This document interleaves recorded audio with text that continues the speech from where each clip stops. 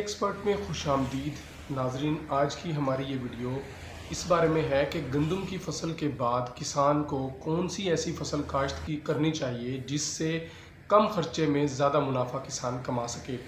अक्सर ये होता है कि गंदम की फसल जब किसान कटाई कर लेता है तो उसके बाद इस चीज़ का शिकार हो जाता है कि अब कौन सी फसल लगाए, क्योंकि उसके सामने 3 मेजर क्रॉप्स होती हैं जो उसने चॉइस करनी होती है कि कौन सी लगाए। एक तो कपास, और नंबर 2 जो है वो मूंगी, और नंबर 3 पे जो है वो तिली। वीडियो में आगे बढ़ने से पहले आपसे सिर्फ छोटी सी गुजारिश है, अगर हमारे चैनल पर आप अभी तक नए हैं तो प्लीज़ चैनल को सब्सक्राइब कर लें, साथ बेल आइकन को भी प्रेस कर लें ताकि इस तरह की इन्फॉर्मेटिव वीडियो आपको सबसे पहले मिल सके।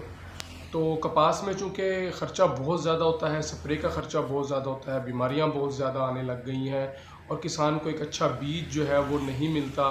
तो इन सब अवामिल को देखते हुए चूँकि रेट अच्छा होता है लेकिन फसल हर किसान तैयार नहीं कर सकता, अखराजात बहुत ज़्यादा बढ़ जाते हैं, जिसकी वजह से कपास की फसल को मोस्टली जो है हमारे जनूबी पंजाब में लोग छोड़ चुके हैं। उसके बाद आ जाए हम मूंग और तिली। तो मूंग और तिली में डिसाइड करना होता है कि तिली या और मूंग इसमें से किस चीज़ को लगाया जाए। तो नाजरीन, अगर मैं अपना एक्सपीरियंस आपसे शेयर करूं तो तिली की फसल जो है वो आपको कम खर्च में अच्छा पैसे जो है वो आप उससे अर्न कर सकते हैं। कम खर्च में कैसे, ये मैं आपको भी बताता हूँ कि कम खर्च में इस तरह है कि एक तो तिली पे ज़्यादा पानी का खर्चा कम होता है, क्योंकि आजकल जैसे डीज़ल बहुत ज़्यादा महंगा है तो पानी तिली को बिल्कुल कम चाहिए। मैक्सिमम 3 या 4 पानी में तिली आपकी पककर तैयार हो जाती है। और तिली का बीज भी इतना महंगा नहीं होता, तिली का बीज भी सस्ता होता है। फर्टिलाइज़र की अगर बात करें तो फर्टिलाइज़र में 1 बोरी DAP, 1 बोरी यूरिया और 5 किलो तकरीबन सल्फ़र, ये आपने जो है वो इसका फर्टिलाइज़र प्लान है, फी एकड़ आपने करना है। और उसके बाद इस पर 1 या 2 स्प्रे होंगी अपना इसकी जो रस चूसने वाले कीड़े हैं इनकी 1 या 2 स्प्रे होंगी, जिसके बाद जो है आपकी तकरीबन जो है तिली की फसल पककर तैयार हो जाएगी। तो नाजरीन, तिली की फसल से मैं अगर अपना एक्सपीरियंस शेयर करूं आपको कि अगर आप तिली पर ज़्यादा ख़र्चा नहीं करते और एक नॉर्मल सा ख़र्चा करते हैं तो आप पर एकड़ 8 से 10 मन एवरेज आराम से तिली से निकाल सकते हैं, अगर आप एक नॉर्मल ख़र्चा करते हैं। तो नॉर्मल ख़र्चे में ये है कि पर एकड़ अगर आपका तमाम अखराजात मिला के 50,000 खर्च आता है तो आपकी अगर 10 मन की भी पैदावार हो पर एकड़ से तो आपकी तिली 15,000 रुपये फ़ी मन जो है मार्केट में फ़रोख्त होती है इस टाइम। तो 1.5 लाख रुपया आप 1 एकड़ से अर्न कर लेते हैं और 50,000 अगर अपना अखराजात आप निकाल दें तो 1 लाख रुपया 1 एकड़ से आप तिली से अर्न कर सकते हैं। अगर आप उस पर अच्छा खर्च करें, वेल मैनेज करें इस फसल को, तो आप ज़्यादा भी अर्न कर सकते हैं, क्योंकि कुछ वैरायटीज़ ऐसी हैं जिनमें 15 से 16 मन पर एकड़ का पोटेंशियल भी है। एक्चुअल कंपनीज़ तो 20-20 मन तक बताती हैं, लेकिन अगर आप अपना अच्छी मैनेज करेंगे फसल को तो मैक्सिमम आप 12 से 14 मन तक लेकर जा सकते हैं अपनी पैदावार को। तो नाजरीन, तिली को लगाने के लिए आपने जो है वो पक्की ज़मीन का इंतखाब नहीं करना।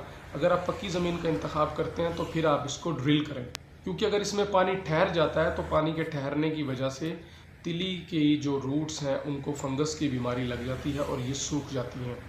क्योंकि पानी की सेंसिटिव फसल है, इसलिए आप इसमें रेतली या नरम मैरा ज़मीन का इंतखाब करें जो पानी जज़्ब करने की सलाहियत रखती हो। उसके बाद आप बीज को चाहे छटा कर दें, चाहे आप ड्रिल कर दें। छटा कर दें नरम मैरा ज़मीन में तो भी ठीक है। उसके लिए एक बीज की शरह जो है आप 2 से 2.5 किलोग्राम कर लें, 2.5 किलोग्राम कर लें तो ज़्यादा बेहतर है पर एकड़। तो उसके बाद नाजरीन, जब आपका बीज की जर्मिनेशन हो जाए, बीज की जर्मिनेशन के 18 से 20 दिन के बाद आपने उसको पहला पानी देना है। और ज़मीन की तैयारी के टाइम पे आपने उसमें 1 बोरी DAP आपने उसको अपना डाल के उसके बाद आपने उसको उसकी ज़मीन की तैयारी करनी है। और ज़मीन की तैयारी के बाद आपने जो पहला पानी उसको लगेगा तो पहले पानी पे फिर आपने उसको यूरिया जो है वो फ्लड करना है और साथ में सल्फ़र फ्लड करना है। सल्फ़र जो है वो इसके रूट सिस्टम को मजबूत करेगा और बीमारियों से इसको बचाएगा। इसके बाद नाजरीन, जब पहला पानी जो है इसको आप लगा देंगे 20 से 22 दिन के बाद, तो फिर अगले पानी को आपने इसी तरह 20 से 22 दिन के वक्फे के बाद दोबारा दूसरा पानी देना है। तो आप कंडीशन देख सकते हैं, अगर आपकी ज़मीन बिल्कुल ही खुश्क हो गई है और पौधे जो है वो मुरझाना शुरू हो गए हैं, तो आप दोबारा उसको पानी दे सकते हैं। ये फसल की कंडीशन को देखते हुए मैटर करता है कि 15 दिन के बाद फसल पानी मांगती है या 20 दिन के बाद पानी मांग रही है।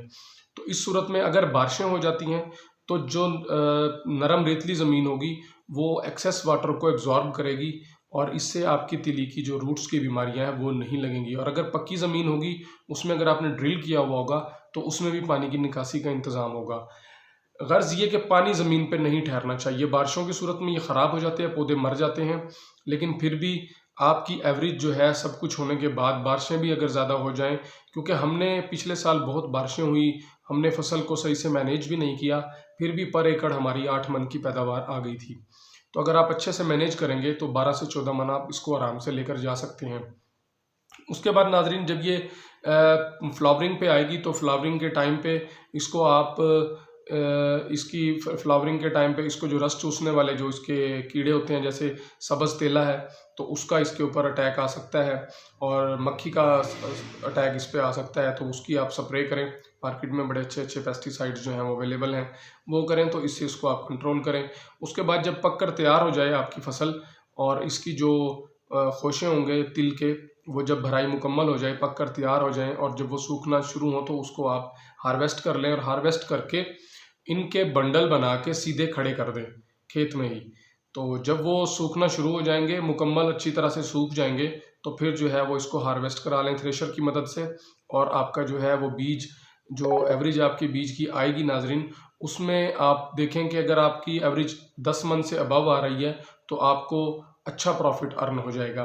इसमें जो इसका रेजिड्यू होगा, जो इसका भूसा होगा, वो तकरीबन आपके जो है ज़मीन के खर्चों को तकरीबन मीट कर जाएगा और बाकी आपका प्रॉफिट होगा। तो नाजरीन, गंदम के बाद अच्छी अगर प्रॉफिट आपने अर्न करना है और कम खर्च में, तो आप तिली की फसल काश्त करें, क्योंकि तिली की फसल जो है वो तकरीबन 90 दिन में पक कर तैयार हो जाएगी।